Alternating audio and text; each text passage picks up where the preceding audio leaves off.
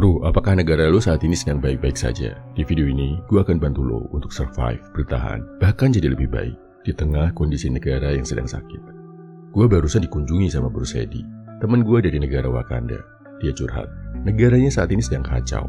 Ada aksi posting lambang negaranya yang dicat warna laut sebagai simbol perlawanan ke penguasa. Di negara Wakandanya Bro Sedi, rakyat udah kehilangan rasa percaya sama pemimpinnya. Baru-baru aja, malah sampai ada demo besar-besaran. Demo pemimpin yang mereka anggap jahat. Menurut gua, lo turun ke jalan buat membela kepentingan bangsa, itu bagus bro. Salut sama perjuangan lo. Perjuangan lo lebih nyata daripada perjuangan para pejabat yang nebeng foto di poster ucapan selamat atlet berprestasi. Apalagi dibandingkan pejabat yang bilangnya membela kepentingan rakyat, tapi nyatanya malah merencanakan konspirasi bangsa. Jijik ya bro. Cuma masalahnya, habis lihat rusuh-rusuh kayak gitu, Bro Sedi jadi ngerasa pesimis. Masa depannya di negara Wakanda bakal suram. Rasa takut dan pesimisnya ini melebar kemana-mana bro. Bro Sedi belakangan jadi udah mulai ninggalin kebiasaan-kebiasaan baiknya karena ngerasa percuma aja ngelakuin semua itu. Kalau pada akhirnya negaranya hancur. Olahraga ditinggalin, rutinitas belajar ditinggalin, kerja seadanya aja. Rutinitasnya sekarang kebanyakan mantau berita sambil galau. Dia bingung. Dalam krisis kayak gini, dia harus bersikap gimana? Gue bilang ke dia, sambil gue tunjukin buku Obstacle is the Way, karya Ryan Holiday, yang ngebahas tentang gimana seorang pria bisa bertahan dan berjaya di masa-masa krisis. Hal pertama yang gue ingat dari buku ini, krisis itu seleksi alam bro. Mau itu krisis negara, bencana alam, pandemi, perang, seleksi alam buat memilih mana pria-pria kuat yang bisa bertahan dan mana yang akhirnya kalah jadi pecundang. Kejam, tapi memang ini kenyataannya. Jadi berarti apa yang harus dilakuin? Jangan berhenti improve diri. Justru saat keadaan makin krisis, lo justru harus jadi makin kuat, makin pintar, makin sehat. Biar kesempatan lo untuk survive makin meningkat. Bisa improve diri di kondisi yang aman, damai itu hebat. Tapi yang lebih hebat lagi adalah para pria yang tetap bisa jadi lebih baik di tengah-tengah krisis. Itu keren banget.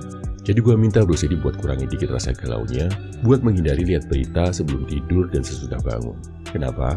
Biar sebelum tidur pikiran tenang, dan biar sesudah bangun bisa fokus dulu sama tugas terpentingnya.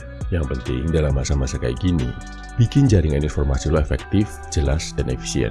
Unfollow akun-akun yang cuma ngedistract lo dan ngebanjiri lo dengan informasi gak penting. Gak lucu kan kalau lo gak dapat update informasi penting gara-gara tenggelam sama reels cewek-cewek tobrut lagi joget-joget. Bikin jaringan informasi yang bagus juga di dunia nyata, sama tetangga sekitar, sama lingkungan. Cari tahu di mana tempat pos kamling, rumah Pak RT, Pak RW, tempat ngumpul warga terdekat kalau ada krisis. Biar kalau ada apa-apa, lo bisa bertindak tepat. Habis itu, balik rutin olahraga lagi, balik rutin belajar lagi bro. Kembalikan fokus buat jadi lebih baik, dikit aja tiap harinya. Yang penting konsisten. Turun ke jalan boleh, tapi pastikan jangan sampai level lo sebagai pria turun.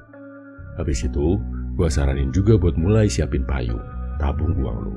Tabungan ini bisa nyelamatin lo saat masa-masa sulit. Bro Sedi jadi sadar hal ini.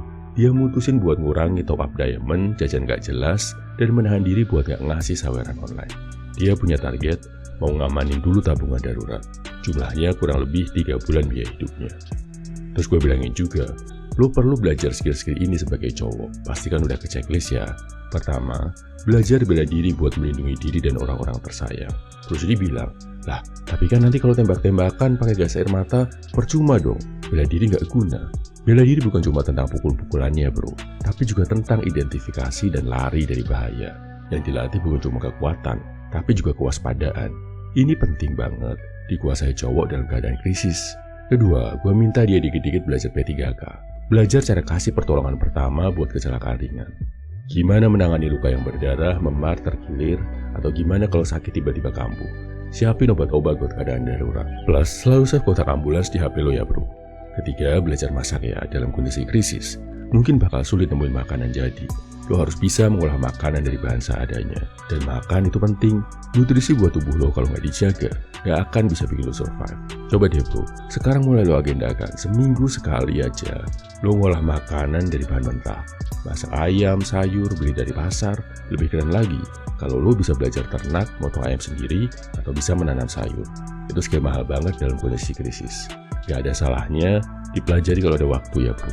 Oh ya, terus gue bacain lagi poin-poin penting dari buku Obstacle is the Way, biar Bro Sedi bisa hilang sedikit galaunya dan fokus lagi sama kebaikan.